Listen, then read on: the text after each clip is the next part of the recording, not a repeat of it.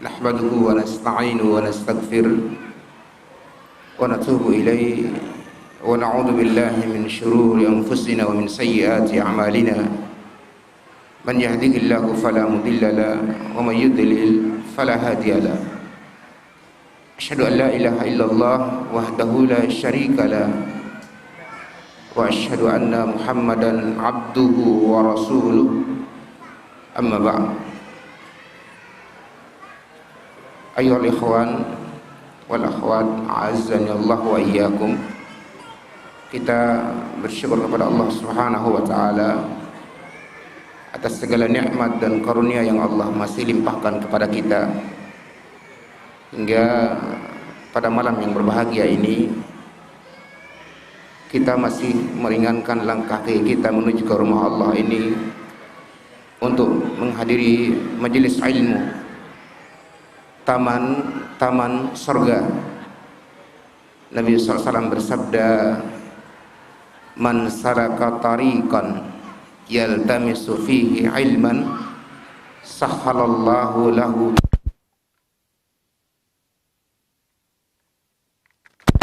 Kalian yang menempuh satu perjalanan dengan tujuan untuk menuntut ilmu, maka Allah mudahkan jalannya menuju surganya Allah Subhanahu wa taala. Dalam hadis yang lain Nabi SAW menambahkan, "Man kharaja fi talabil ilmi fa huwa fi sabilillah hatta yarji." Barang siapa yang keluar di jalan Allah dengan tujuan menuntut ilmu, maka dia seolah dalam perjalanan Allah Subhanahu wa taala. Kita berdoa kepada Allah semoga ibadah yang kita lakukan diterima oleh Allah Subhanahu wa taala. Kedua kalinya salawat beriring salam kita sampaikan salawat kepada Nabi kita Muhammadin sallallahu alaihi wa ala alihi wasallam. Allahumma salli ala Muhammad wa ala ali Muhammad. Ayyuhal ikhwah, azani Allah wa iyyakum. Sebelum kita mengikuti kajian kita pada malam yang berbahagia ini, yang insyaallah akan disampaikan oleh Al-Ustaz Abu Humairah hafizahullah ta'ala, ada beberapa hal yang ingin kami sampaikan di sini. Yang pertama terkait dengan pembangunan ma'had tahfidzul Quran yang bertempat di Tiban Lama, Sekupang. Pembangunan yang masih berjalan dan itu membutuhkan uluran tangan kita. Berapa banyak yang kita keluarkan untuk pembangunan ma'had tersebut, pondok pesantren tahfiz tersebut, insyaallah Allah akan mencatatnya sebagai amal ibadah yang besar untuk kita. Kata Allah Subhanahu wa taala dalam ayatnya, "Wa ma a'udzu billahi minasyaitonir rajim, wa ma anfaqtum min syai'in fa huwa yukhlifu, wallahu khairur raziqin." Apa saja yang kalian infakkan di jalan Allah, maka Allah akan menggantinya dengan yang lebih banyak, lebih baik, dan Allah sebaik-baik memberi rezeki. Yang kedua, terkait dengan penerimaan santri baru. Alhamdulillah, tahun ini tahun perdana untuk penerimaan santri baru dari jenjang pendidikan setara SMP dan SMA. Untuk sementara kemarin kami buka 2 hari, sudah ada 7 santri yang sudah mendaftarkan dirinya. Karena kita batasi untuk sekarang,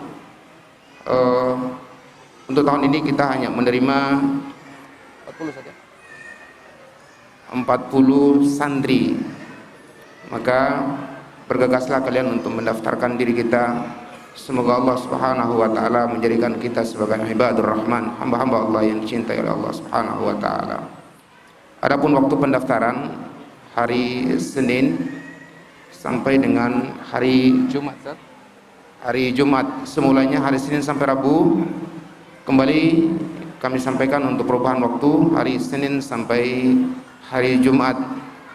Adapun administrasi untuk pembangunan hanya sekali bayar 4 juta, sangat murah insyaallah, tapi boleh dicicil 2 kali insyaallah.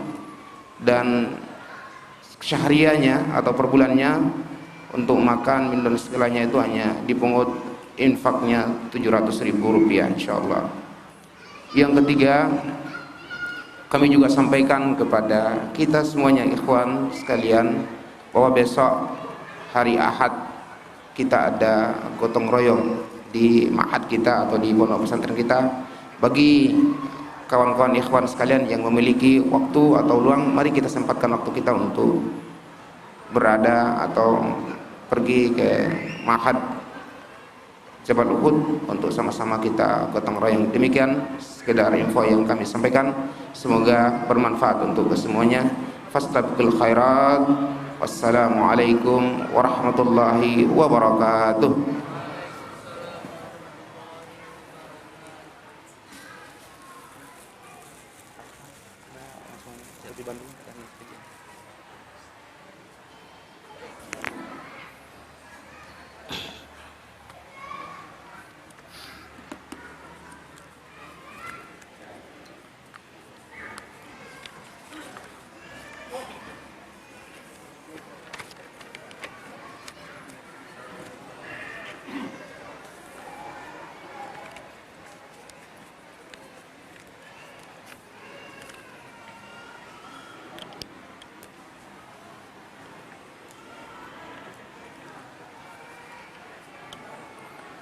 Bismillahirrahmanirrahim. Assalamualaikum warahmatullahi wabarakatuh.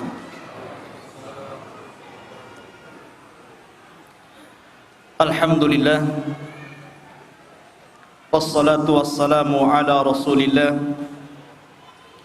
wa ala alihi wa sahbihi wa mawalah, wa la hawla wa la quwwata illa billahi wa ba'du. Ma'asyiral muslimin, jamaah sekalian yang dirahmati Allah Subhanahu wa taala. Alhamdulillah, pada malam hari ini kembali Allah Subhanahu wa taala pertemukan kita di majelis ilmu. Dan tema pada malam hari ini sebagaimana yang sudah disebar, kita akan menjelaskan tentang alamat ciri-ciri rumah yang dihuni syaitan atau jin dan rumah-rumah yang dihuni para malaikat. Pembahasan ini saya anggap penting sekali, karena dengan mengenal rumah-rumah yang dihuni hantu tadi dengan rumah-rumah yang dihuni malaikat, sehingga kita bisa berusaha untuk menghindarkan diri atau membersihkan rumah kita dari syaitan. Sebab bagaimanapun keberadaan syaitan di rumah kita itu sangat mempengaruhi kepada ibadah kita, bahkan boleh jadi kepada kesehatan kita. Maka malam ini kita akan mencoba tentang menjelaskan ciri-ciri dua rumah yang berbeda tadi. Ma'asyiral muslimin yang dimuliakan Allah Subhanahu wa taala, kita tahu bahwa sesuatu yang maklum, setiap rumah seorang muslim itu pasti ada jin yang ada di situ. Entah jin muslim, jin fasik, ataupun jin kafir. Dan keberadaan jin itu ada yang memang bertempat tinggal di rumah antum. Memang dia tinggal di situ. Ada yang memang jin luar masuk ke rumah antum untuk mengganggu antum. Dan ini disabdakan oleh Nabi SAW bahwa jin itu ada 3 jenis. Kemudian Nabi SAW menyebutkan salah satunya jin yang disebut dengan sukanul manazil, jin yang tinggal di rumah-rumah manusia. Mereka tinggal di situ. Di antara dalil yang menunjukkan bahwa jin itu bisa masuk ke rumah kita dan tinggal di rumah kita, ada beberapa riwayat. Di zaman Nabi SAW ada anak muda, jadi di rumahnya itu ada ular. Kemudian oleh anak muda ini kemudian ular tersebut dibunuh. Sampailah kabar ini kepada Nabi sallallahu alaihi wasallam. Kemudian Nabi sallallahu alaihi wasallam mengatakan, kalau memang ular itu adalah ular biasa, sah-sah saja untuk dibunuh, bahkan disyariatkan untuk dibunuh. Karena di antara binatang yang dianjurkan untuk dibunuh itu salah satunya ular. Tapi kalau ular itu adalah jelmaan daripada syaitan, daripada jin, maka antum jangan bunuh. Maka sebelum antum membunuhnya, antum usir dulu. Antum membaca bismillah 3 kali, kemudian mengagungkan Allah subhanahu wa ta'ala. Bismillah, dengan menyebut nama Allah subhanahu wa ta'ala, bahwa dengan keagungan Allah, di mana Allah subhanahu wa ta'ala pencipta diriku dan pencipta dirimu, keluarlah dari rumah saya. Baca 3 kali bismillah seperti itu. Kalau memang dia keluar, alhamdulillah. Tapi kalau antum membaca bismillah kemudian tidak ada pengaruh kepada ular tersebut, maka ular itu sudah dihalalkan antum bunuh. Berarti ular biasa yang memang disyariatkan untuk dibunuh. Tapi kalau memang ular itu anggaplah memang jin dan tidak juga mau keluar, maka kita boleh membunuhnya setelah membaca basmalah. Setelah membaca basmalah kita boleh membunuhnya, tapi sebisa mungkin usir saja. Karena di antara jin itu menyakiti kita karena dia balas dendam kepada kawan yang kita sakiti. Jadi kawannya disakiti, kawannya balas dendam kepada kita. Kemudian juga riwayat yang lain, Nabi SAW menyuruh kita kalau kita masuk ke kamar mandi, maka kita berdoa kepada Allah subhanahu wa ta'ala, Allahumma inni a'udzubika minal khubthi wal khaba'ith. Ya Allah, aku berlindung kepadamu dari syaitan laki-laki dan syaitan perempuan. Dan itu setiap kita masuk. Maknanya bahwa di kamar mandi itu memang tempatnya jin di situ. Mereka tidak pindah-pindah di situ saja. Dari sini menunjukkan bahwa di rumah-rumah kaum muslimin itu ada jinnya. Tapi antum tidak perlu takut. Tidak perlu takut kepada mereka. Yang perlu antum ketahui bagaimana kita bermuamalah, mensikapi jin-jin yang ada di rumah itu. Karena sebagian jin memang bertempat tinggal di situ. Dan sebagian yang lain memang dari luar kemudian mengganggu orang-orang yang ada di rumah situ. Baik, kita akan kembangkan dulu masalahnya. Kita akan sebut dulu sebab-sebab jin-jin itu akan bersarang di rumah kita. Disebutkan oleh para ulama, yang pertama, jin-jin yang masuk ke rumah kita itu disebabkan orang-orang yang di rumah tersebut adalah qati'ur rahim. Orang yang suka memutus tali silaturahim. Jadi orang-orang yang dalam rumah tersebut tidak suka dengan silaturahim, memutus hubungan dengan orang tuanya, memutus hubungan dengan sanak dan saudaranya, maka ini sebab mengundang jin masuk ke rumah kita. Kemudian yang kedua, rumah yang di dalamnya akilu malil yatim. Orang-orang yang suka makan harta anak yatim. Taib, iklan dulu.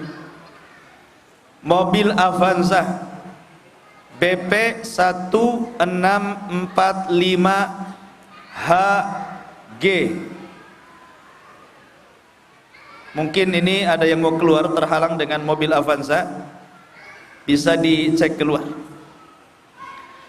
Taib, yang kedua, rumah orang-orang yang di dalamnya memakan harta anak yatim.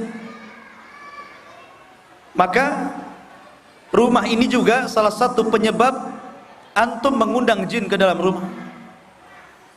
Karena Allah subhanahu wa ta'ala mengancam orang-orang yang memakan harta anak yatim. Allah mengatakan, alladzina ya'kuluna amwalal yatama zulman innama ya'kulu fi butunihim nara. Sesungguhnya orang-orang yang memakan harta anak yatim, hakikatnya dia memasukkan ke dalam perutnya api. Jadi orang-orang yang makan harta anak yatim mengundang syaitan masuk di dalamnya. Kemudian yang ketiga, rumah yang di dalamnya ada anjing. Karena ada orang yang suka pelihara anjing. Karena Nabi SAW yang mengatakan, malaikat tidak akan masuk ke rumah yang di dalamnya ada anjing. Kalau malaikat tidak masuk, berarti yang masuk apa? Lawannya malaikat, setan yang masuk. Sebaiknya tidak pelihara anjing. Selucu apapun anjing itu, jangan dipelihara. Kan ada itu anjing-anjing lucu itu kayak kucing itu, ya kan? Ngapain coba?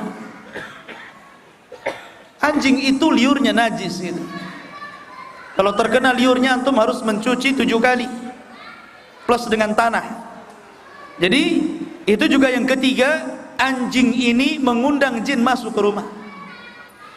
Kemudian yang keempat, rumah yang di dalamnya orang-orang yang suka mencela para sahabat Rasul, ataupun mencela orang-orang yang sudah meninggal, ataupun mencela syaitan. Ya. Jadi syaitan pun kalau dicela itu bisa ganggu juga. Maka hindari celaan-celaan kepada para sahabat Rasul, kepada orang-orang yang sudah meninggal, atau mencela syaitan. Syaitan itu jangan dicela tapi diusir. Dibacakan ayat-ayat Al-Quran. Ataupun mencela angin, mencela waktu. Rasul mengatakan la tasubud dahra, jangan kau cela waktu. Seperti apa contohnya mencela waktu? Seperti contohnya umpamanya, jangan nikah bulan ini tak bagus, nikah bulan depan saja, itu hari bagus, bulan bagus. Nah, ini mencela waktu namanya. Ataupun yang kelima, rumah yang di dalamnya banyak musik. Rumah yang banyak musik di dalamnya, dan dia cenderung untuk menyetel musik dan meninggalkan zikir kepada Allah Subhanahu wa taala. Makanya sering saya katakan, ikhwan, yang namanya musik itu nyanyian, itu lawan Al-Quran. Jadi kalau orang suka musik, maka pasti akan meninggalkan Al-Quran. Malaikat suka Al-Quran, syaitan suka musik. Berarti kalau orang itu suka musik, berarti yang datang adalah para penggemarnya. Siapa penggemarnya? Setan. Jadi akan mengundang setan ke rumah. Jadi kalau bisa lantunkan Al-Quran.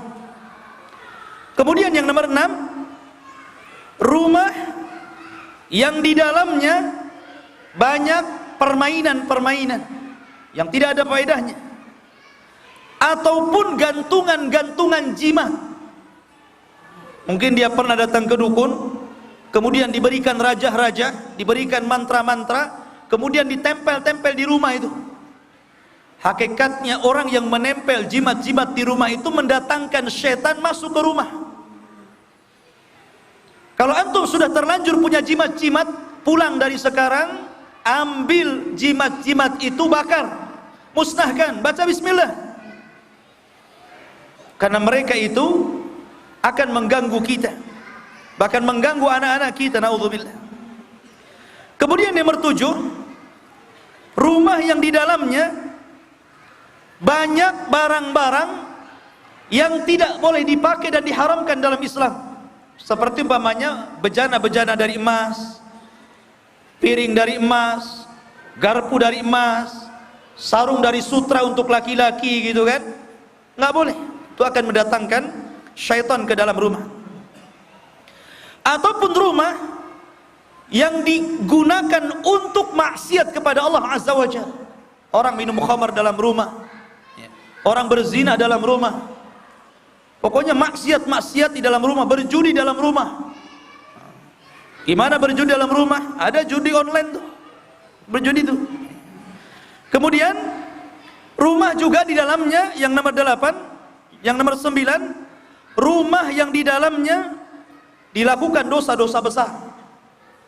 Dosa-dosa besar bukan hanya berzina, bukan hanya minum khamar, bukan hanya berjudi. Dusta juga dosa besar. Ghibah juga dosa besar. Jangan salah Buya. Ya. Terkadang orang melihat dosa besar itu hanya sebatas orang minum khamar dikatakan dosa besar, berzina dikatakan dosa besar, membunuh dikatakan dosa besar. Tapi orang gibah itu tidak dikatakan dosa besar. Salah. Justru bergibah itu lebih bahaya dibandingkan yang lainnya. Ustaz, saya tidak gibah dalam rumah. Ya, tapi nyetel program gibah. Kan banyak di TV itu. Ya, program gibah. Ada namanya silet, ada namanya pisau. Apa itu programnya itu? Golok apa gitu. Ini program gibah semua. Ya, jangan ditonton itu. Itu aib orang disingkap-singkap di situ. Subhanallah. Ya. Semua orang disingkap di situ aibnya. Nauzubillah. Kemudian juga rumah di dalamnya nomor 10, rumah orang-orang yang di dalamnya uququl walidain. Jadi anak-anak itu durhaka kepada orang tua. Ini juga sama. Kemudian juga yang nomor 11, rumah yang di dalamnya akilur riba, para pemakan riba. Karena pemakan riba itu mabok. Ya. Yang membuat mabok siapa? Syaitan. Yatakhabbatuhu syaitanu minal mas. Allah mengatakan orang pemakan riba itu kayak orang mabok. Yang membuat mabok siapa? Syaitan. Karena ada orang-orang itu yang tidak mau bekerja tapi ingin makan, uangnya tidak mau berkurang. Akhirnya uang sebanyak-banyaknya diletakkan di bank, kemudian dia hidupnya makan uang riba saja, uang bunganya itu, sampai dia mati kayak gitu. Naudzubillah. Kemudian juga rumah yang di dalamnya ada gambar. Maksudnya gambar yang bernyawa ya, maksudnya. Gambar-gambar yang bernyawa seperti gambar manusia, gambar hewan, gambar-gambar yang bernyawa. Terkadang gambar-gambar yang tidak pernah Allah ciptakan antum gambar. Ada orang itu kepalanya besar, badannya kayak kawat. Dia besar tapi kayak kawat tuh. Allah nggak menciptakan seperti itu, antum menciptakan. Ya. Jadi kalaupun kata Nabi SAW antum harus menempel gambar, usahakan tuqta ru'usuhum, dipotong kepala-kepala mereka. Nah, sampai sini ke bawah. Ya, jadi kepalanya ganti pakai kelapa. Ya, pakai jambu gitu kan, terserah. Ya, yang jelas tidak ada matanya, tidak ada hidungnya, tidak ada mulutnya, polos. Ya. Kemudian kasih aja tanda tanya di sini. Nah, siapa dia? Katanya. Taib. Kemudian rumah yang di dalamnya yushrabu fihil khamr. Tadi sudah saya katakan, rumah yang di dalamnya khamar-khamar diminum di situ. Kemudian juga rumah yang dalamnya yurtakabu fihal fahisyah. Dilakukan di situ fahisyah, kekotoran. Digunakan pacaran kalau anak-anak muda itu, ataupun berzina, naudzubillah. Nah, itu mengundang syaitan masuk. Kemudian juga rumah yang di dalamnya banyak peralatan-peralatan yang mengundang syaitan masuk, seperti alat-alat musik, ya, ataupun lonceng, gitu kan? Nah, itu juga termasuk mizmarus syaitan. Lonceng itu termasuk mizmarus syaitan, suara lonceng. Makanya kan ada jam itu yang ada suara loncengnya kan, teng teng, gantilah suaranya. Ya. Kemudian rumah yang di dalamnya orang-orang yang nggak pernah mandi junub. Banyak kan orang-orang awam itu, habis hubungan sama suami istri nyantai saja, nggak mau mandi, sholat aja enggak. Ya. Jadi orang-orang yang seperti itu mengundang syaitan di dalamnya. Kemudian juga rumah yang dilaknat oleh Allah Subhanahu wa taala, seperti rumah tukang rasuah atau yang menerima rasuah. Nah, itu juga, atau yang merubah-rubah ciptaan Allah. Seperti apa merubah-rubah ciptaan Allah? Seperti umpamanya menyambung rambut, mencukur halis. Ada itu perempuan-perempuan itu halis dah bagus-bagus dicukur dia, kemudian ditaruh spidol. La ilaha illallah. Ya. Sekali keluar hujan deras, habislah. Ya. Nampak dia kan? Ya. Kemudian Juga rumah yang di dalamnya terdapat alat-alat judi. Alat-alat judi memang nggak dimainkan di situ, ada alat-alatnya saja, tapi itu mengundang syaitan. Lebih baik jangan ditaruh di situ. Nah, ini diantara sebab-sebab yang mengundang syaitan di situ. Adapun diantara dalil-dalilnya, diantara dalil-dalil poin-poin dari kesemuanya itu, pertama kita harus tahu bahwa Allah Subhanahu wa taala telah menegaskan kepada kita bahwa syaitan itu musuh kita. Dan kalau disebut syaitan di sini, yang kita maksud adalah jin yang jahat, jin yang kafir atau jin yang fasik. Kalau jin yang muslim dan dia ahli sunnah, insya Allah nggak ganggu. Karena jin yang Islam pun sama-sama keyakinannya dengan kita. Ada jin NU, ada jin Muhammadiyah, ada jin Persis, ada jin Al-Irsyad, ada jin FPI, ada jin macam-macam, tergantung dia ikut organisasi apa. Ya. Ada jin Salafi, ada jin ahli sunnah, macam-macam jin itu. Ya. Dia tergantung siapa yang diikuti dia. Ada jin ahli sunnah, ada jin yang menyelisih sunnah juga gitu kan. Karena jin itu kehidupannya sama seperti kita, sama persis seperti kita. Cuman mereka alam lain gitu kan, yang kita tidak mengetahui karena mereka dianggap gaib di mata kita, tapi kita tidak dianggap gaib di mata mereka. Mereka bisa lihat kita. Ya. Allah mengatakan, "Inna syaitana lakum aduwwun fattakhiduhu aduwwa." Sesungguhnya syaitan itu bagi kalian musuh, kata Allah, maka jadikan dia musuh kepada kalian. Di antara bentuk-bentuk permusuhan syaitan disebutkan dalam sebuah hadis yang dikeluarkan Imam Muslim. Nabi SAW mengatakan, "Inna iblisa yada'u arsyahu 'alal ma thumma yab'atsu sarayah fa'adnahum minhum manzilatan a'dhamuhum fitnatan." Sesungguhnya istana iblis itu berada di tengah air, maksudnya di tengah lautan sana. Makanya dulu saya pernah membaca kitab yang dikarang oleh Isa Daud kalau tidak salah, bahwa istana iblis itu ada di segitiga Bermuda katanya. Allahu a'lam. Ya enggak, saya tidak tahu. Saya baca saja. Ya. Tapi dalam konteks hadis Nabi SAW, kita beriman bahwa istana jin atau iblis itu ada di tengah lautan. Tapi di laut mana kita tidak tahu. Cuman menurut paham Isa Daud, ketika dia meruqyah seorang, kemudian di dalamnya ada jin dan berdialog dengan jin, jin ini yang ngasih tahu bahwa istana iblis itu ada di segitiga Bermuda sana. Tetapi kita mengimani nas. Kita mengimani nas, kita tidak percaya kepada jin, karena bagaimanapun jin itu dusta. Ya. Pokoknya istananya di lautan, laut mana wallahu a'lam. Lah biasanya dari laut istananya itu jin-jin mengutus anak buahnya, tentara-tentaranya. Tsumma yab'atsu sarayah. Kemudian dia utus tuh anak-anak buahnya untuk ke daratan mengganggu manusia.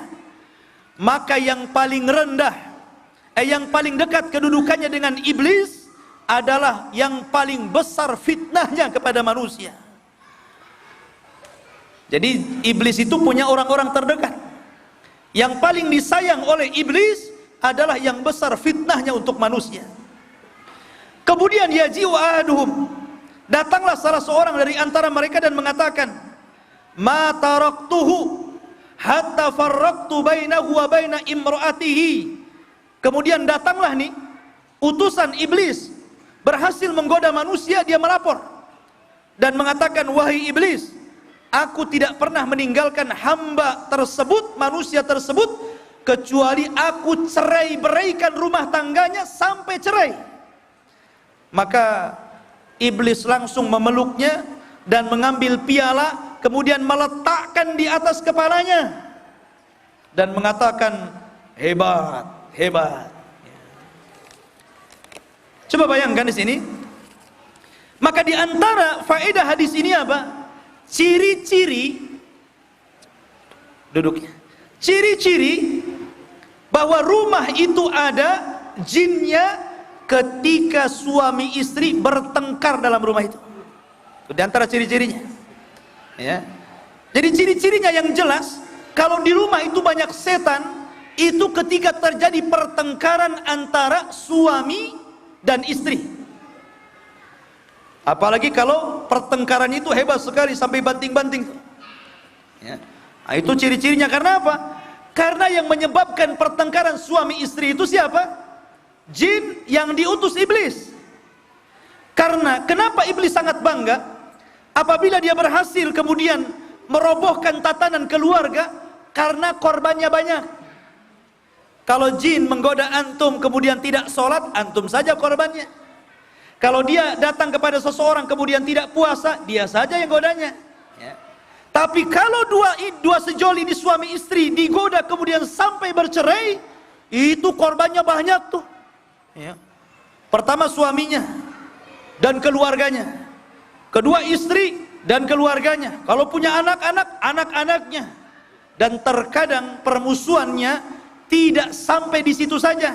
Terkadang sampai cucu dan cicitnya itu. Jangan nikah dengan keturunan dia. Itu kakeknya dulu begini. Kadang-kadang musuhan jadinya kan. Itulah yang senangnya iblis kepada orang yang bisa menceraikan. Makanya ibu jangan membantu orang bercerai. Ya.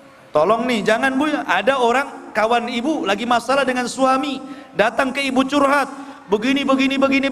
Jangan dengar curhatannya. Ya. Walaupun pendengar setia juga jangan mau ya. Sebab terkadang ucapan kita itu jadi kompor. Iya, mendingan suami saya katanya. Dia sudah ngomong mendingan suami saya katanya. Jadi akhirnya yang curhat itu melihat emang suami anti seperti apa kan begitu. Kemudian cerita gini, iya memang kurang ajar suami saya katanya. Mulailah dia ya, terpancing kan.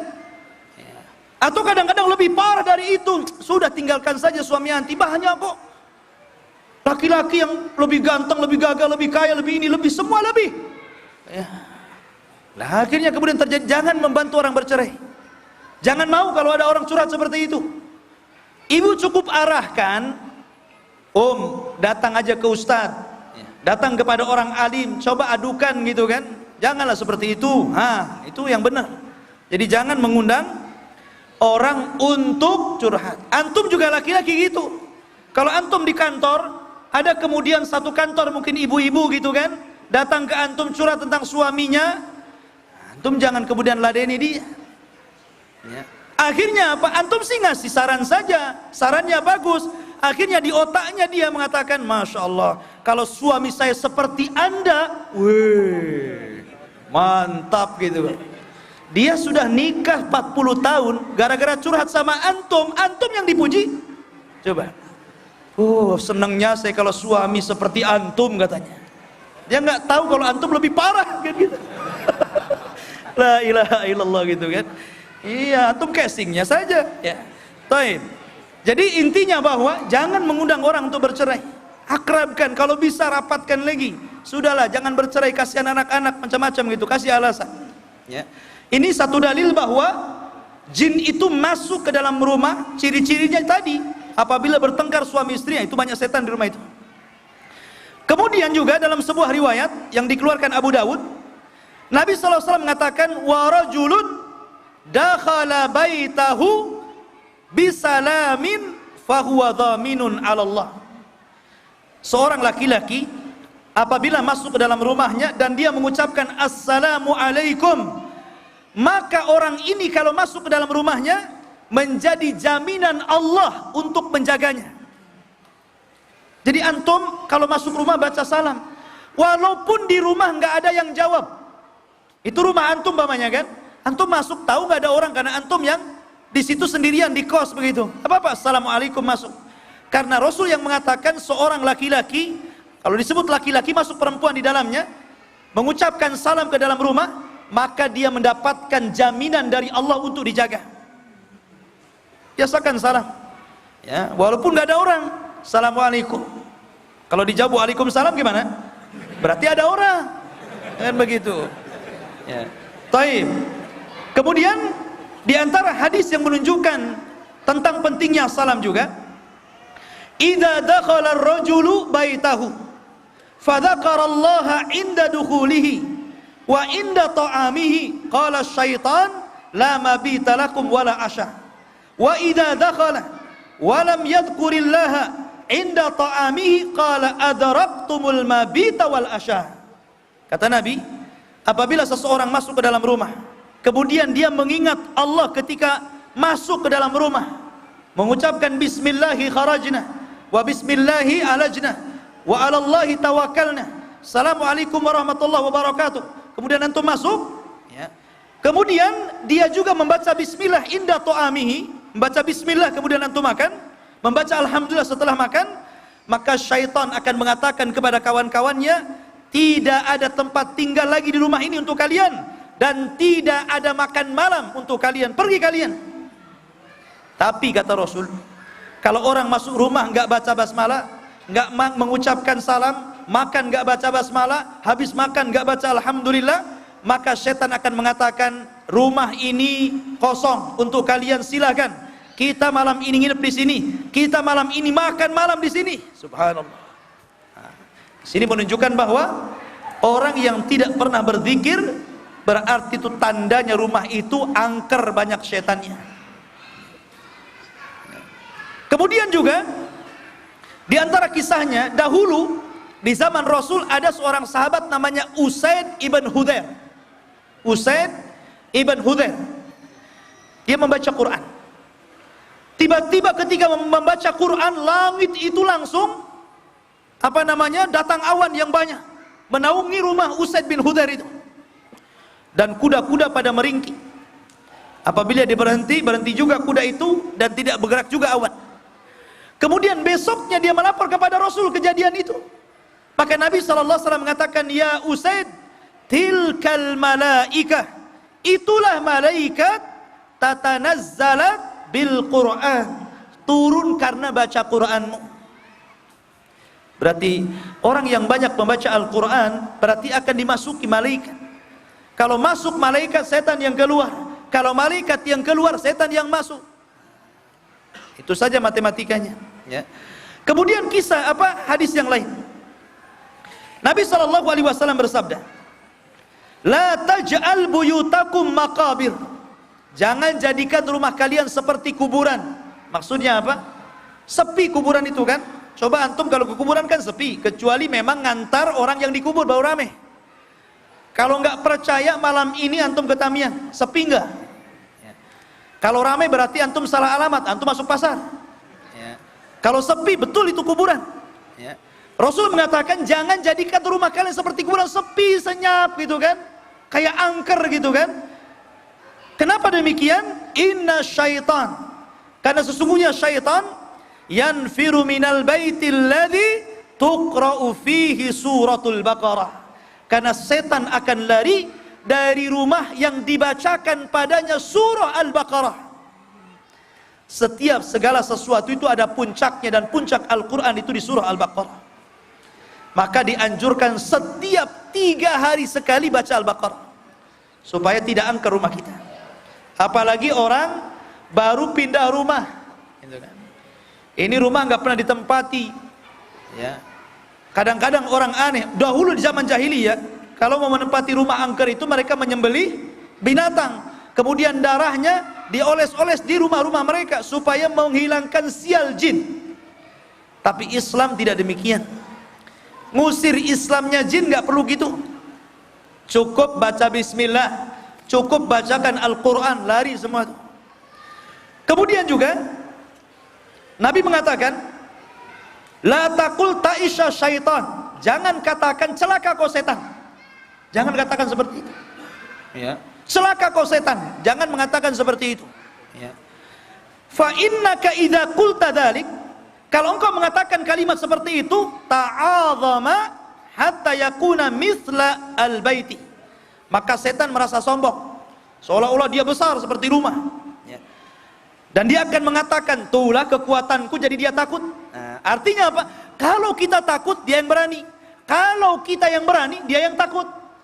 Makanya Rasul mengatakan, ya Umar, kalau engkau berjalan di jalan yang sama dengan jalannya syaitan, maka syaitan akan lari dari jalan yang kau berjalan di situ. Kenapa setan takut sama Umar? Karena Umar itu ahli ibadah. Masalahnya antum bukan Umar. Ya. Kalau antum berjalan di jalan yang sama dengan syaitan, kira-kira yang lari siapa? Antum apa syaitan? Ya. Taib. Kemudian juga Nabi SAW mengatakan, ucapkan walakin akan tetapi kul bismillah. Tetapi katakan bismillah. Jadi kalau seandainya antum ditakut-takuti syaitan di rumah atau di perjalanan atau di kuburan gitu kan, maka cukup baca basmalah dengan penuh keyakinan bahwa syaitan akan lari. Fa innaka idza qulta dzalik, kalau engkau mengucapkan bismillah tasaghara syaitan, maka setan akan menjadi kecil seperti lalat. Nabi SAW. Kemudian juga hadis yang lain, kata Nabi SAW, aghliqul abwabah wadhkur ismallahi fa inna syaitan la yuftah baban mughlaqa. Ini tugas ibu-ibu. Ibu-ibu kalau malam, kalau hendak tidur, kalau mau nutup jendela, kalau mau nutup pintu, kalau mau nutup tempat makan, kalau mau nutup kulkas, apa saja yang perlu ditutup, maka bacalah bismillah, karena syaitan tidak mampu membukanya. Ini tugas ibu-ibu juga, laki-laki juga lah ya. Kemudian juga Nabi SAW mengatakan, innal malaikata la tadkhulu baitan fihi surah. Malaikat tidak akan masuk ke rumah yang ada gambar bernyawanya. Rawahul Bukhari. Kemudian ketika Rasul ditanya tentang suara lonceng, Nabi SAW mengatakan, mizmarus syaitan. Suara lonceng itu adalah serulingnya syaitan. Menunjukkan bahwa di sini suara-suara juga mengundang syaitan. Baik.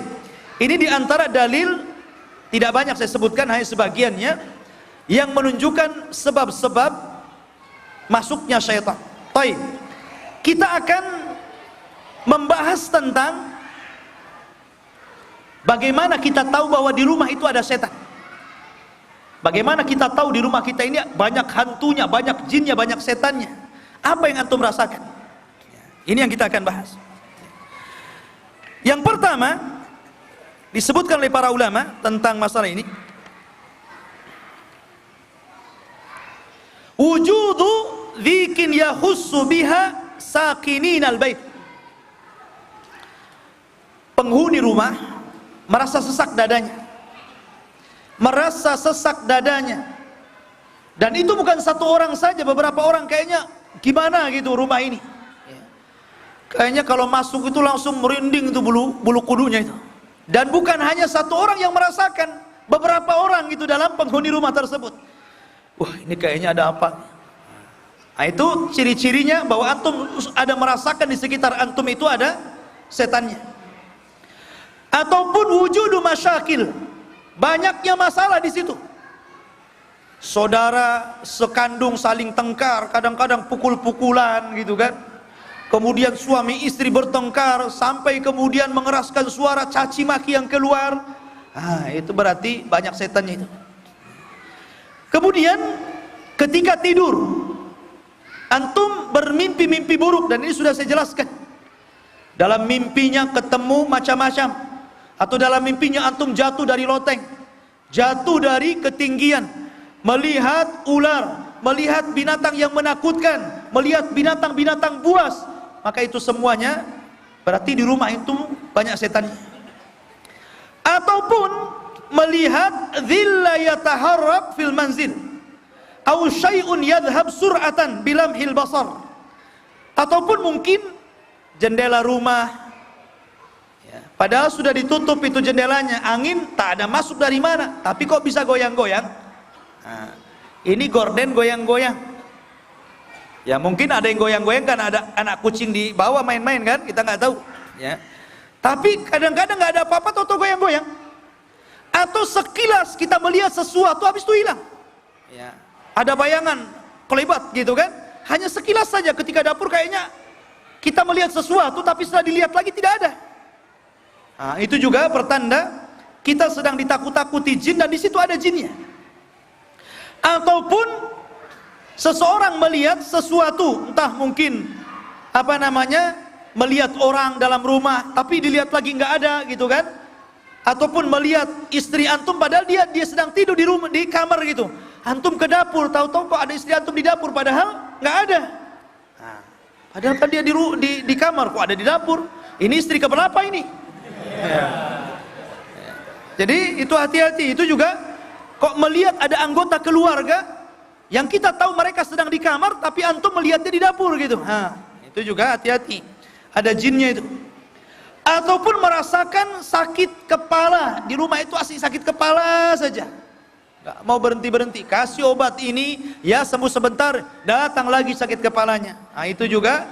Ataupun nggak suka kalau dengar Quran, lagi malas gitu kan, baru buka aplikasi Quran, baru dengar sana udah malas, nggak mau, malas. Nah, berarti banyak setannya di rumah itu. Ataupun anak-anak kecil banyak menangis. Mungkin antum punya bayi atau anak kecil asik nangis saja. Ya, udah dikasih susu nangis lagi.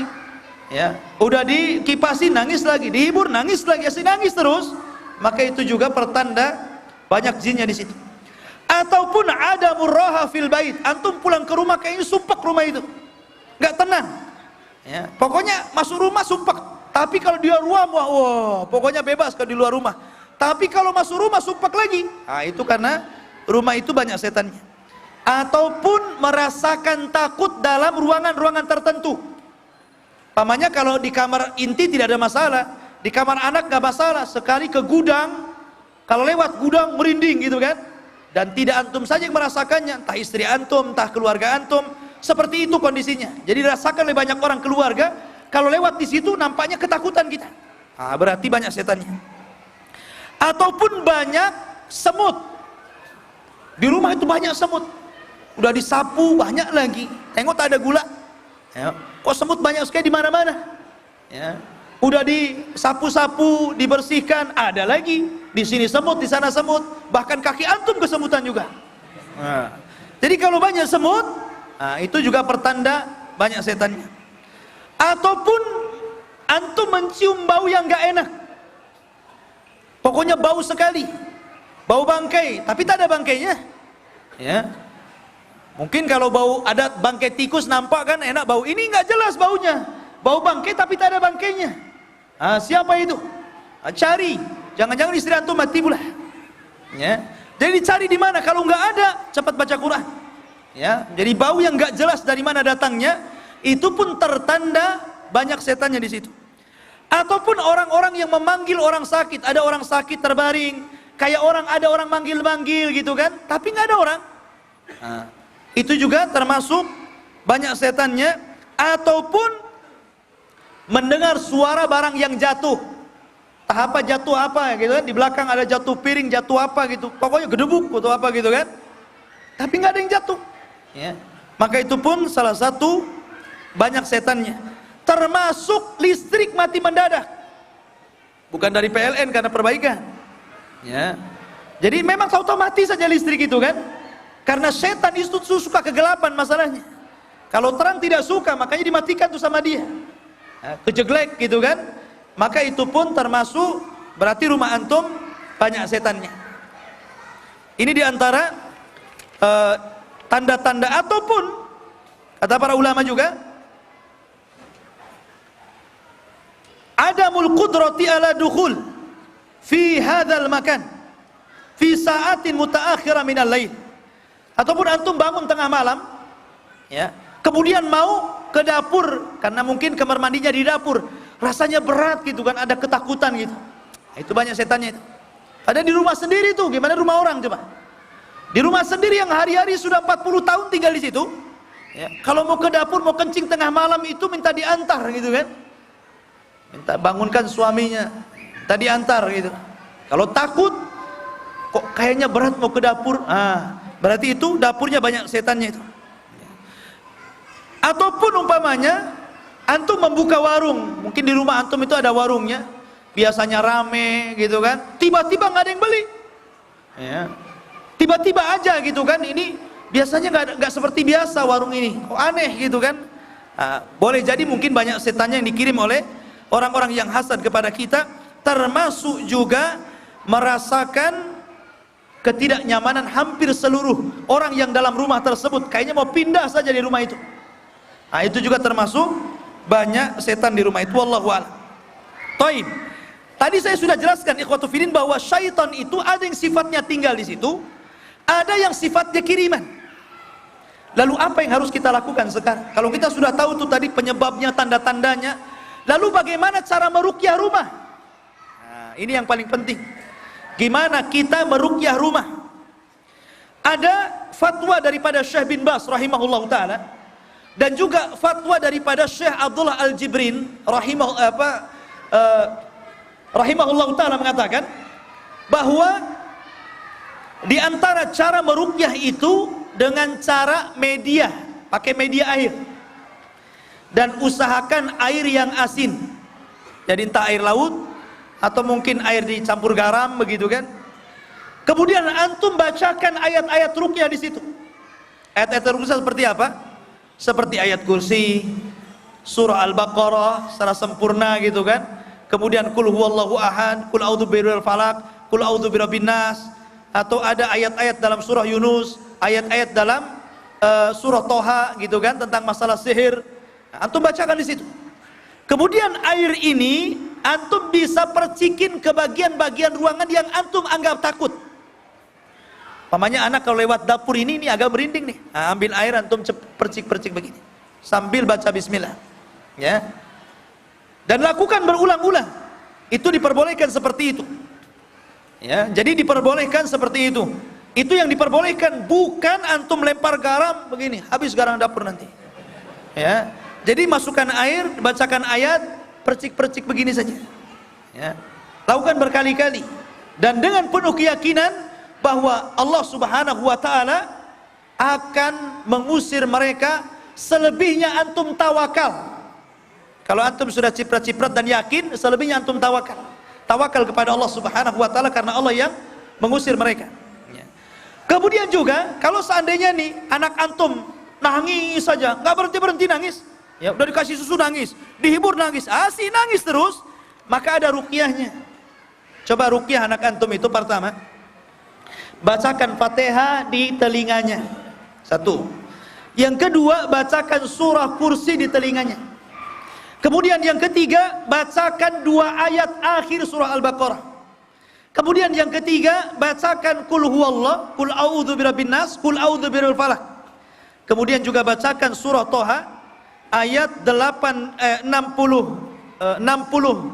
sampai 69, itu cerita tentang sihir, ataupun surah Yunus ayat 80 sampai 82. Antum yakin, antum renungkan bacaan-bacaannya, insya Allah kalau memang anak antum kesambet, bisalah antum mengusir mereka. Atau kalau seandainya di rumah ini ada keluarga entah sakit, awalnya mungkin punya bapak, punya ibu, atau kita atau istri kan sakit gak sembuh-sembuh, dibawa ke dokter sini gak sembuh, dibawa ke dokter sana gak sembuh, kasih herbal ini gak sembuh, kasih obat itu gak sembuh gitu kan. Boleh jadi ini gangguan dari syaitan. Coba antum pakai ruqyah. Caranya mungkin dengan cara antum berwudu. Karena orang yang meruqyah itu harus berwudu. Kemudian setelah berwudu, antum pegang mana yang sakit dari keluarga itu. Pamannya bapaknya sakit di punggungnya, di pipinya, di kakinya, antum pegang, antum baca surah Al-Quran di situ, ayat-ayat ruqyah, ayat-ayat ruqyah yang tadi. Kemudian baca bismillah 3 kali. Kemudian baca doa yang diajarkan Rasul, a'udzu bi'izzatillahi wa qudratihi min syarri ma ajidu wa uhadhir. Aku berlindung dengan kemuliaanmu ya Rabb, dengan kudrahmu, kekuasaanmu ya Rabb, dari kejelekan yang aku dapati dan aku hindarkan. Coba antum baca bismillah 3 kali, baca doa ini, kemudian baca ayat-ayat ruqyah, kemudian habis itu tawakal, lakukan berkali-kali. Karena ruqyah tidak bisa dilakukan sekali, kayak orang terapi juga gitu kan, lakukan berkali-kali. Ataupun pamannya ada luka, ini orang terluka kan, nggak sembuh-sembuh lukanya, ya, maka itu juga diruqyah bisa. Doanya lain, kata Nabi SAW, Nabi mengajarkan doa kalau orang terluka nggak sembuh-sembuh, maka tempelkan di tanah, di lantai, ya. Kemudian antum baca bismillahi turbatu ardina. Tiup. Biriqa ibadina. Ya, yushfi saqimuna biidzini rabbina, usapkan ke luka itu. Nah, itu diantara ruqyah sendiri. Ruqyah mengobati keluarga yang sakit. Kalau ruqyah diri sendiri lebih gampang ya. Antum berwudu, kemudian ngadap kiblat, kemudian ambil Quran, antum baca-baca ruqyah, antum niatkan kesembuhan untuk antum.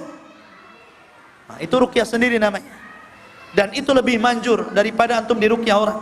Nah, ini diantara yang disebutkan para ulama tentang rumah-rumah yang banyak setannya. Dan kebalikannya tentu ikhwan, kalau rumah itu dijadikan tempat ibadah, rumah itu dijadikan tempat sholat, rumah itu dihilangkan gambar-gambar anjing dan berhala-berhala, maka rumah itu akan banyak malaikat di dalamnya.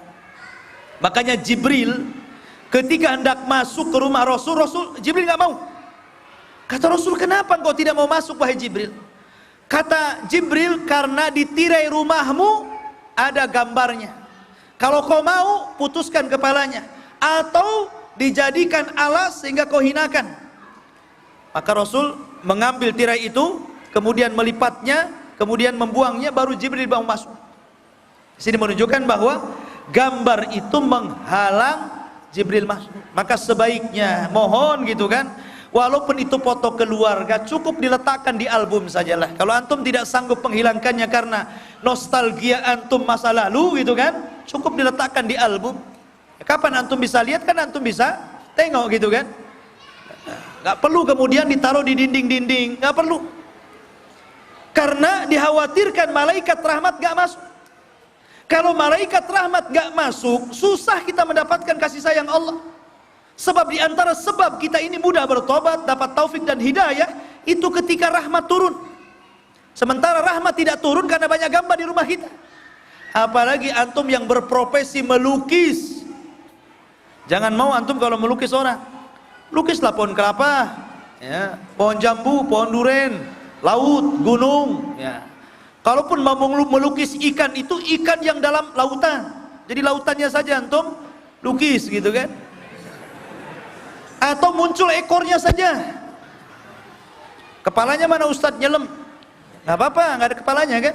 Nah, kalaupun gambar orang lagi nyelam, kakinya aja.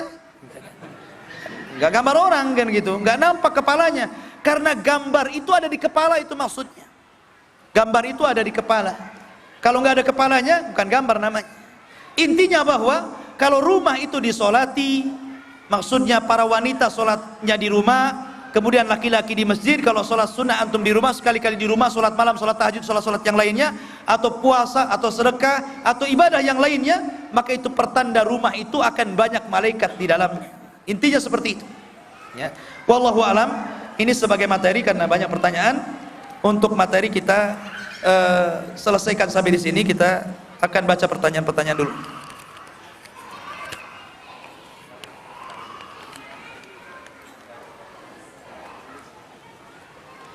Assalamualaikum warahmatullahi wabarakatuh. Waalaikumsalam warahmatullahi wabarakatuh. Semoga Ustadz dan jamaah yang duduk di kajian Ustadz selalu dijaga Allah. Amin. Ya. Ustadz, apakah benar Nabi alaihi salatu wassalam memerintahkan untuk membunuh cicak? Apakah ada hubungannya cicak dengan jin? Jazakallahu khair. Ya. Nabi SAW menyuruh kita untuk membunuh cicak, termasuk tokek. Karena ada orang yang merawat tokek, katanya mahal harganya. Ya, apalagi yang suaranya dihitung tuh, tokek sekali, 2 kali, 3 kali. Kemudian diukur berapa senti, mentotol-totolnya. Ngapain dirawat? Suruh dibunuh. Ya kan? Aneh. Nah, kadang-kadang berseberangan antara syariat dengan kehidupan kita. Contoh nih, kita disuruh membunuh ular, tetapi ada sebagian orang memelihara ular. Ya. Contohnya kebun binatang, ada ular tuh di situ. Tapi antum jangan bunuh ular di kebun binatang ya. Masalah antum. Ya. Jadi cicak ya, tapi ada wazak namanya dalam. Ada yang mengatakan riwayat, memang diperselisihkan riwayatnya gitu kan. Karena ketika Nabi Ibrahim itu dimasukkan ke dalam api, Tidak ada satupun binatang yang meniup-niup api itu kecuali wazak. Wazak itu cicak. Tiup-tiup, biar besar gitu apinya. Ketika di zaman Nabi Ibrahim mau dibakar itu, ya, ditiup-tiup sama cicak, biar Ibrahim masuk situ. Ya. Ada juga yang kemudian riwayat yang seperti, tapi walaupun riwayat ini fihi nazar gitu kan, ada perbincangan para ulama. Tapi di antara sebabnya cicak dibunuh. Oke lah, tidak tahu sebabnya, tapi Nabi memang menyuruhnya. Apakah berkaitan dengan jin? Wallahu a'lam. Tapi Nabi, pokoknya kalau Nabi suruh bunuh sajalah. Taib. Assalamualaikum Ustaz. Waalaikumsalam.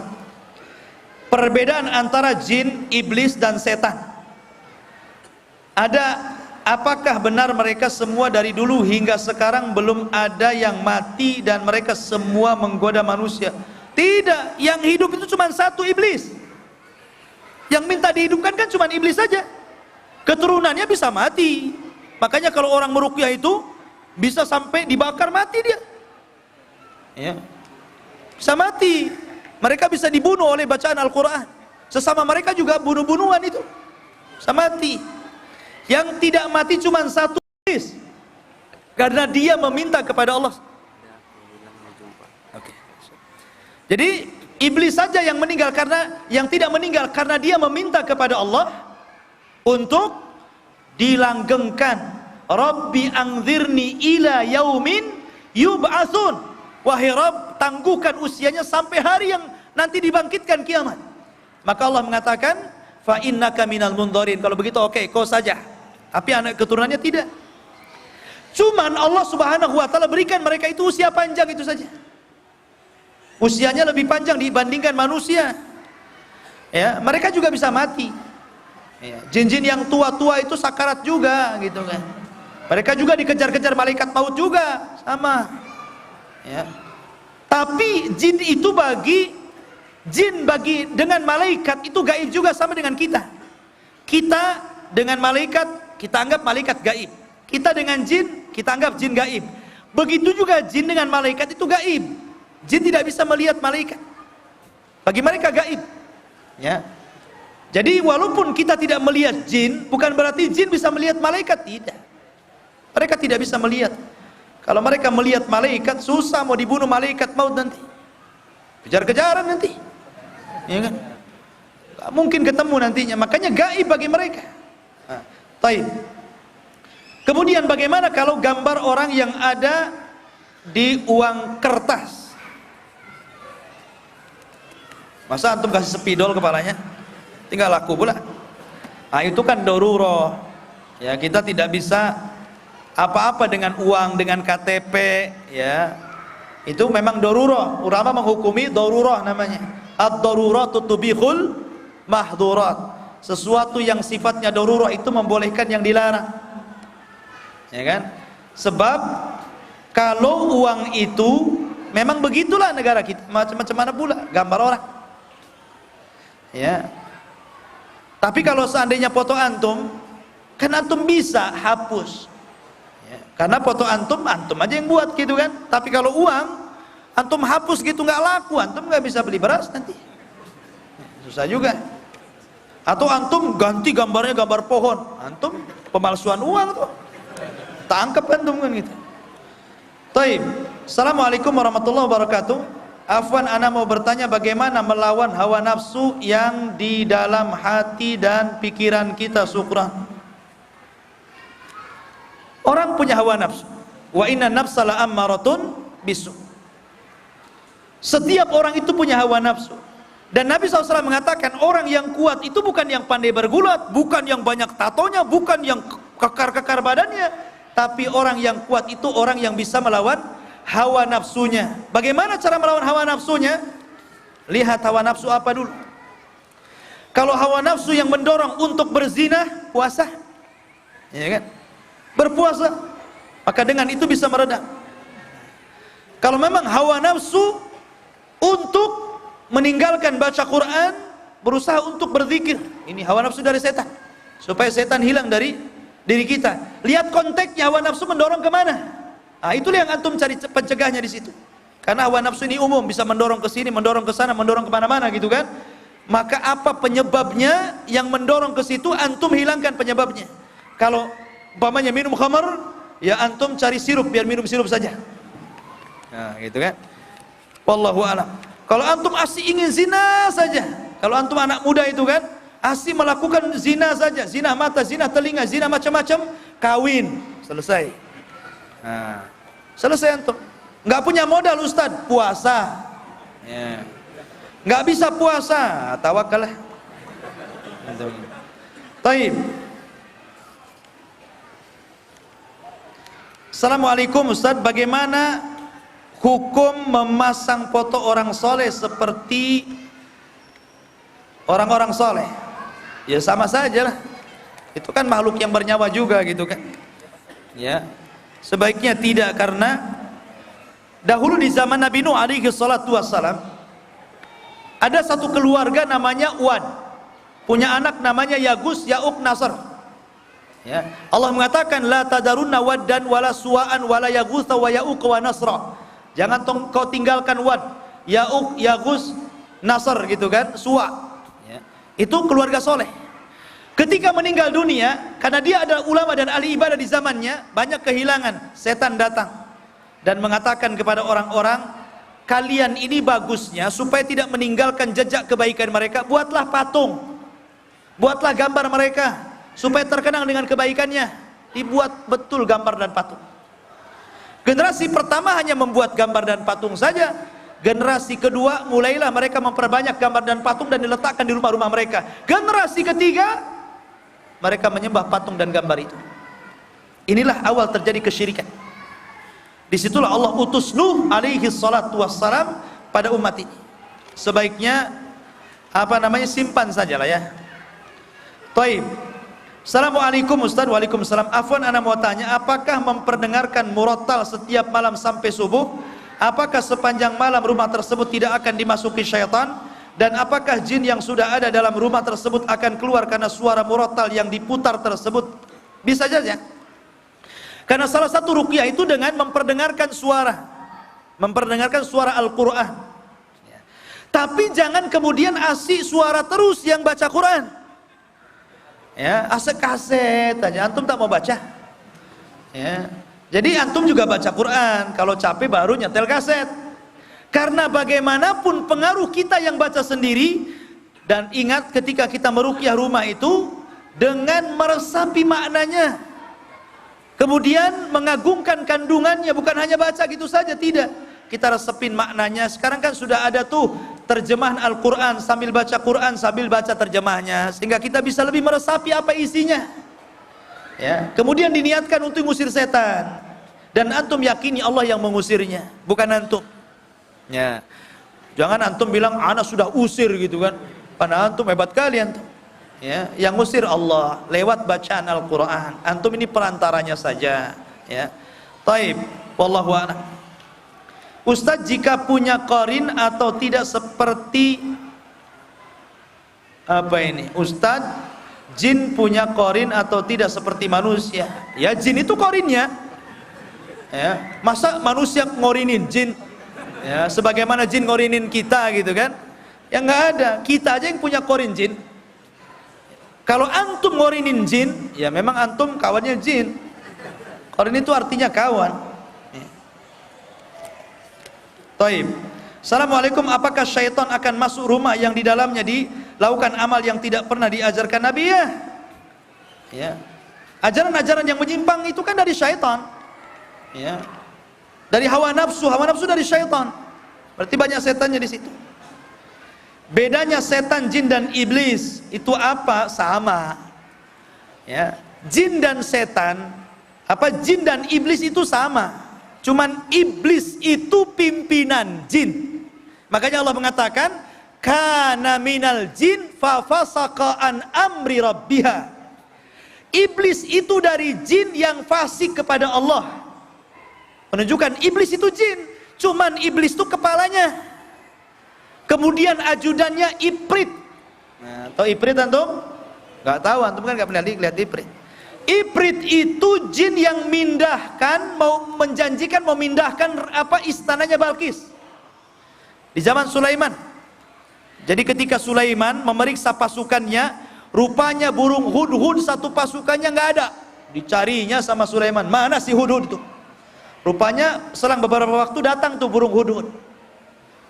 Kemudian kata Sulaiman, dari mana kamu? Kalau kau tidak memberikan alasan, ku sembelih kamu. Kata hudhud, tadi aku lewat di negeri Yaman. Sulaiman di Palestina, ini Ratu Balkis di Yaman. Ya, di tempat saya belajar Ma'rib namanya. Jauh kan terbangnya itu dari Yaman ke Palestina. Kata hudhud, saya mengetahui apa yang kau tidak ketahui. Kata Sulaiman, apa itu? Aku melihat satu istana megah di Yaman. Cuman sayang ratunya perempuan dan penyembah matahari. Oh, kirim surat, suruh masuk Islam. Ya. Akhirnya disuruh masuk Islam, Ratu Balkis tak mau. Ya, tapi sudah dengar kebesaran Sulaiman. Akhirnya Ratu Balkis karena menolak ajakan untuk masuk Islam, tapi dia berpikir kalau kita perang kita kalah. Biasanya raja itu suka hadiah, dikumpulkan hadiah yang banyak, akhirnya dikirim ke Raja Sulaiman. Sulaiman dah kaya, ngapain dikasih hadiah? Dia mau Balkis itu masuk Islam. Ya. Akhirnya Sulaiman marah. Dari situ Sulaiman pindah istananya ke sini katanya. Kumpulkan tuh pasukannya. Siapa yang bisa pindah istananya Ratu Balkis? Ifrit berdiri. Saya Sulaiman. Sebelum kau beranjak dari tempat dudukmu, itu istana Bilqis sudah di sini. Sebelum kau bangkit, dia sudah di sini. Tapi dia kalah sama manusia yang soleh. Dia mengatakan, saya wahai raja, sebelum matamu berkedip, dia sudah di sini. Oh, rupanya manusia itu lebih kuat sebenarnya. Kalah. Ya, Ifrit itu nunggu berdiri. Kalau ini sekejap mata. Ya, dipindahkan tuh istananya. Kemudian akhirnya dirubah istananya. Masih kenal gak tuh istananya? Ketika dia mulai keluar, memasuki istana Sulaiman, maka Sulaiman kemudian membentuk istana seperti kaca. Ada airnya. Jadi disingkap takut becek, padahal kaca. Ya kan? Dari situ kemudian Balkis masuk Islam. Dari sini menunjukkan bahwa salah satu tanda-tanda ada jin di rumah itu kalau ada barang kehilangan. Tapi bukan dicuri orang, nggak ada tanda-tanda pencuri. Tahu hilang, uang udah dicelengi banyak gitu kan, sudah berat gitu. Pas dikemprang, rupanya nggak ada. Ya, cuman sedikit. Padahal memang masukinnya sedikit. Ya. Jadi jin dan iblis itu sama, itu satu jenis. Tapi setan itu sifat. Setan itu bisa dari manusia, bisa dari jin. Orang jahat setan. Ya. Makanya orang itu kadang-kadang suka nyetan-nyetenin orang, setan kau katanya. Ya kan? Berarti orang itu setan juga, gitu kan? Nah, jadi setan itu sifat, bisa manusia, bisa jin. Makanya Allah mengatakan setiap nabi itu memiliki musuh, aduwa syayatinal insi wal jin. Setan dari jin dan setan dari manusia. Menunjukkan bahwa setan itu dua macam, bisa jin, bisa manusia. Makanya sering saya contohkan, gitu kan? Kalau ada orang pacaran, kemudian berani kok kemudian pacaran di kuburan, ya memang dia penghuninya, dia setannya, ya setan dari manusia, gitu kan? Plus juga ada yang ketiganya, setan dari jin, nggak tahu dia.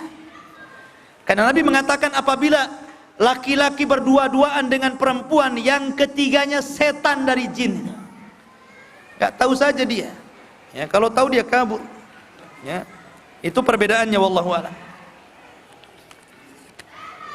Kemudian antara iblis, setan dan jin tercipta dari apa? Jin tercipta dari mimari jiminar, dari uap tudi. Uap panasnya ujung api.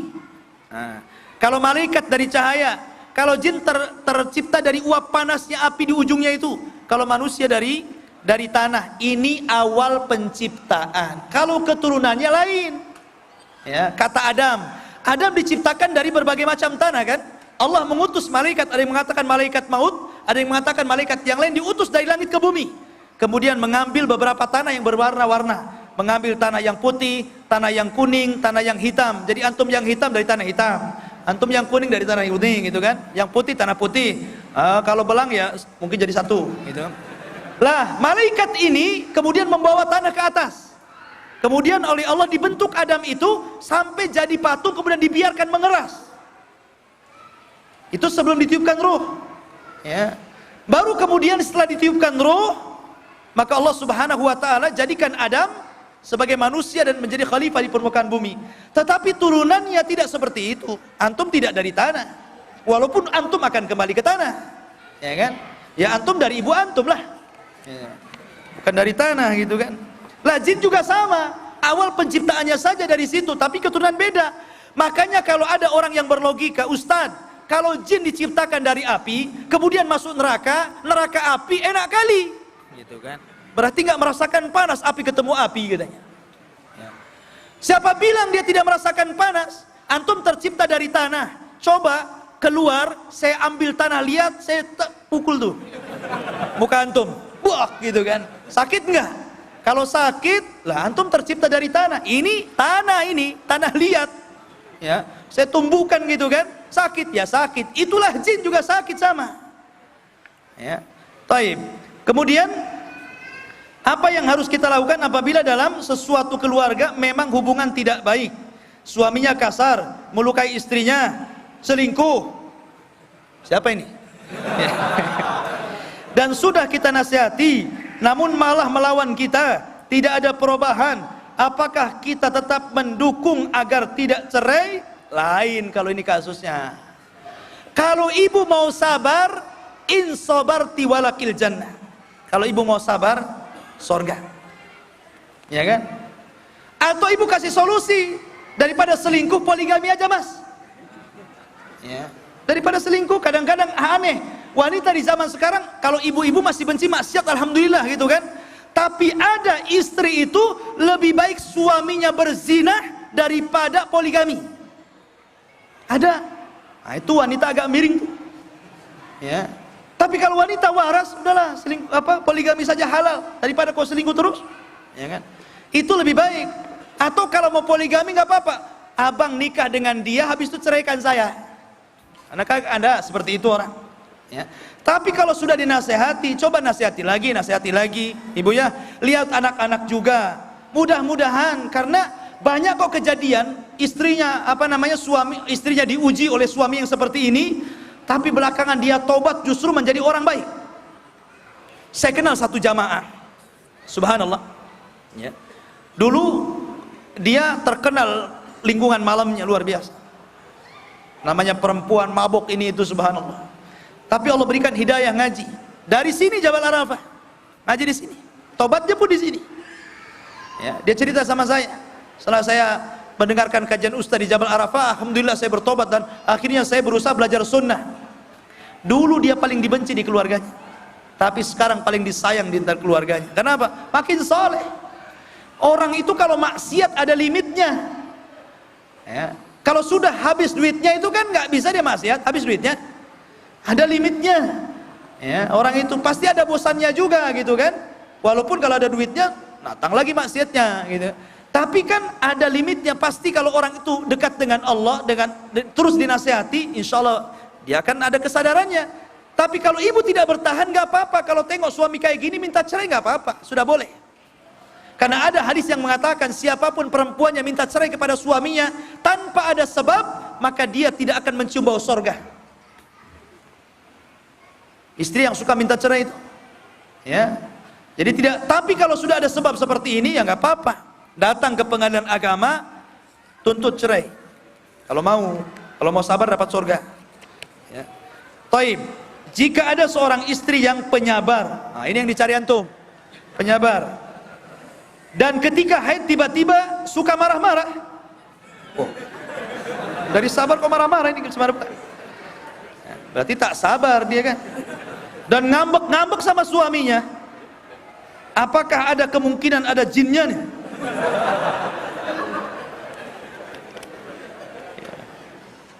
Ini sudah bagus di awal, tak baik pula di akhir. Endingnya ini, ya bisa jadi karena haid itu adalah salah satu naqisatuddin, kurangnya agama perempuan saat haid. Karena jin memungkinkan masuk dan menggoda wanita haid. Kenapa? Lagi lalai, tidak bisa sholat, tidak bisa puasa, baca Quran juga dipersisikan ulama, gitu kan? Makanya wanita haid itu banyak berzikir, ya, banyak berzikir. Itu salah satu ibadah yang dilakukannya karena tidak bisa sholat. tidak bisa puasa, ya banyak berzikirlah. Mudah-mudahan tidak marah-marah lagi. Ustadz, ada masjid, saya gak usah sebut mereknya. Oh, merek? Yang mana dalamnya ada musik-musiknya, bagaimana demikian? Ya, cari masjid yang gak ada musiknya. Ya. Taib. Ustadz, saya masuk ke rumah baca bismillah, namun tiba-tiba saya sebentar keluar. Apakah baca bismillah lagi? Ustadz, saya masuk ke rumah baca bismillah, namun tiba-tiba saya sebentar keluar. Apakah baca bismillah lagi? Oh iya, paham saya. Dan bagaimana saya masuk rumah lupa baca bismillah, apakah saya keluar lagi? Ini ulang-ulang. Aduh, capek bacanya, gak sampai-sampai. Ya baca bismillah lagi, gak apa-apa. Apa susahnya baca bismillah? Antum keluar sebentar baca bismillah lagi, gak apa-apa. Keluar baca bismillah lagi, tidak ada masalah, tidak ada ruginya kok. Baca bismillah itu gak apa-apa. Dalam setiap hal, bukan hanya masuk rumah saja. Ngangkat barang baca bismillah, nurunkan barang baca bismillah, ya, semua baca bismillah. Pamanya ibu-ibu tuh lagi ganti spray baca bismillah, ganti sarung bantal baca bismillah, apa-apa. Ngebut-ngebut baca bismillah, apa susahnya? Ya, karena bismillah itu, ba dalam bismillah itu satu, litabarruk, supaya antum mengerjakan sesuatu yang ada berkah di dalamnya. Yang kedua, aun minallah, ada pertolongan dari Allah Subhanahu wa taala. Wallahu a'lam. Apakah mungkin orang yang soleh, solehah bisa kesurupan? Bisa. Nabi saja disihir dan kesihir oleh Labid bin A'sam, bisa saja, ya. Jadi akan tetapi kemungkinannya kecil dibandingkan orang-orang yang mereka tidak pernah soleh dan tidak solehah, ya. Kemungkinannya kecil, bisa diganggu tapi kemungkinannya kecil, ya. Wallahu a'lam. Assalamualaikum warahmatullahi wabarakatuh. Ustadz, di rumah saya terkadang ketika malam terdengar orang jalan, benda jatuh, kadang terjadi pada waktu mustajab doa. Bagaimana cara mensikapinya? Jangan dipedulikan, ya, dan jangan dicari-cari, ya, dan jangan dilihat-lihat. Baca bismillah saja, ya. Sudah, lakukan aktivitas apapun, gedebuk biarin aja, ya kan, suara gembrang biarin aja, gorden kemudian dadah-dadah biarin aja, ya. Biarin saja, nggak usah digubris. Baca bismillah saja. Kalau takut bismillah, bismillah. Antum harus yakin, ya, yakin. Insya Allah. Kalau masalahnya orang penakut tuh nggak yakin tuh masalahnya, ya. Kalau penakut itu walaupun nggak ditakut-takutin, dia takut tuh. Biasanya apapun jadi setan. Ke dapur tengok gelas, tengok setan, ya kan. Ke kamar mandi pintu jadi setan, semua jadi setan dia, ya. Yang takutnya suami nampak setan, oh tersinggung suami kan, ya. Jadi kalau bisa baca bismillah, lakukan ruqyah di rumah. Wallahu a'lam. Taib, saya percepat saja karena ada hadiah kaos, ya. Kaos 4 bagi laki-laki dan buku ini bagi akhwat. Pertanyaan yang pertama bagi ikhwan dulu. Siap ya? Taib. Sebutkan 4 macam saja sebab mendatangkan jin ke rumah kita.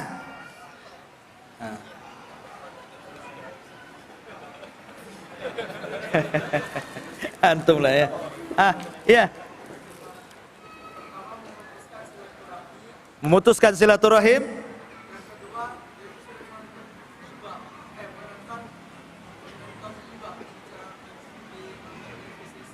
Iyalah. Terus. Bernyawa, taib. Suka apa? Cekcok berkelahi gitu kan? Oh, tuh jazakallahu khairan. Masya Allah. Ahsan. Afwan. Kasih. Taib, siapa yang bisa nambah 4 lagi? Oh, ujung yang pakai kacamata tuh. Fadhal. Berdiri, antum gak nampak?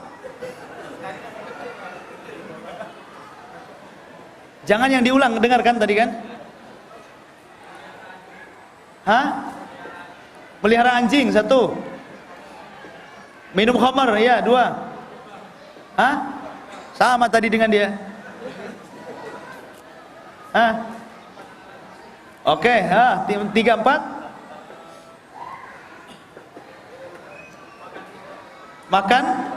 Makan riba. Ahsan.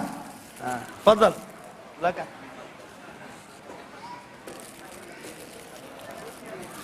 Sebutkan 3 perlindungan supaya rumah kita tidak terkena gangguan setan. Antum yang tengah, berdiri. Antum ya, nggak usah tengok-tengok. Antum aja. Fadhal. Alhamdulillah. Fadhal. 1. Ahsan.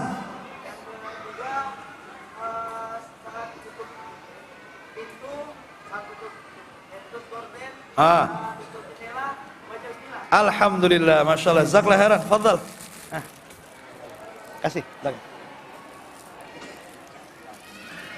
Taib. Siapa yang hafal doa Nabi? 1 doa saja ruqyah. Doa ruqyah. Mana ini? Yang belakang ada? Jauh kali. Coba belakang. Bapak tua ya. Yang muda-muda dulu. Silakan.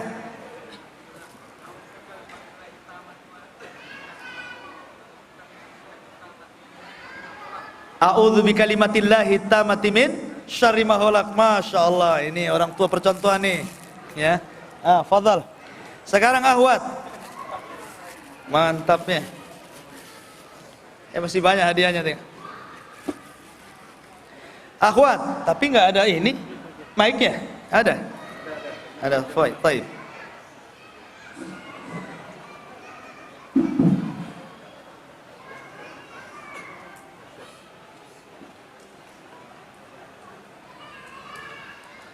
Taib, bagi Ahwat, sebutkan sama dengan Ikhwan dari pertanyaannya. Gimana caranya supaya rumah kita tidak diganggu setan? Coba berdiri. Gak usah berdirilah. Ngomong aja di situ. 3 perkara supaya rumah kita tidak diganggu setan.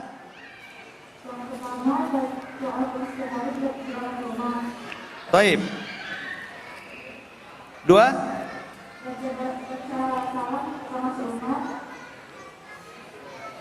3.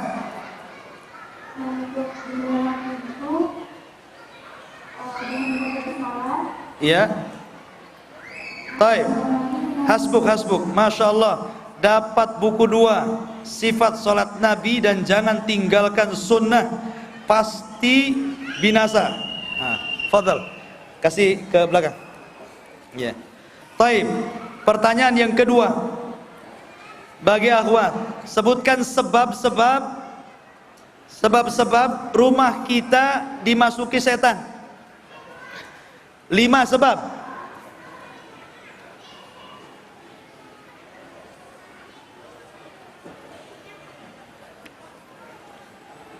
Enggak bunyi? Yang pertama. Iya. Rumah yang tidak maksiat. 1, 2.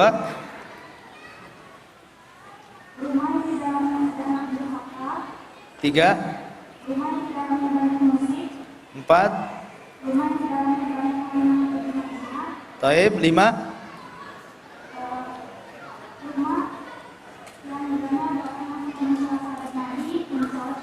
Taib, Masya Allah, hasbuki, ukhti, fadhal. Dapat zikir sesudah salat fardu, ya, dan salat istikharah. Fadhal. Taib. Yang ketiga, sebutkan 1 doa saja, doa ruqyah dari hadis Nabi, selain yang tadi dibaca Bapak tuh.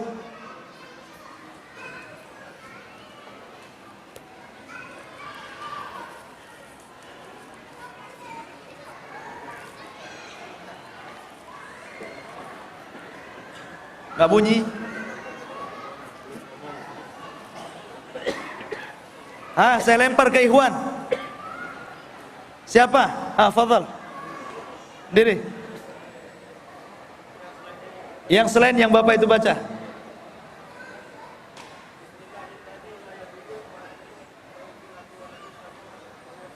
Ahsan. Bismillahi la yadurruhu ma ismi syai'un fil ardi wala fis sama wa huwas samiul basir. Fadhal.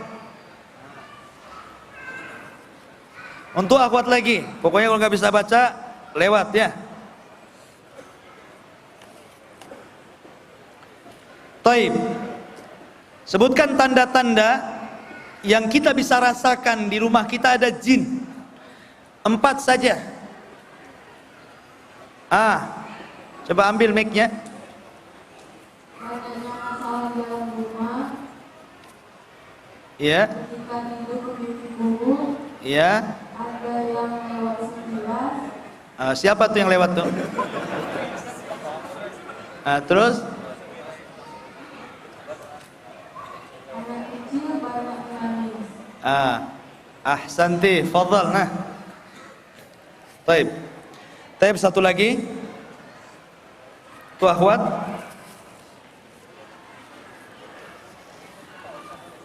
Bagaimana cara meruqyah anak yang menangis karena diganggu jin?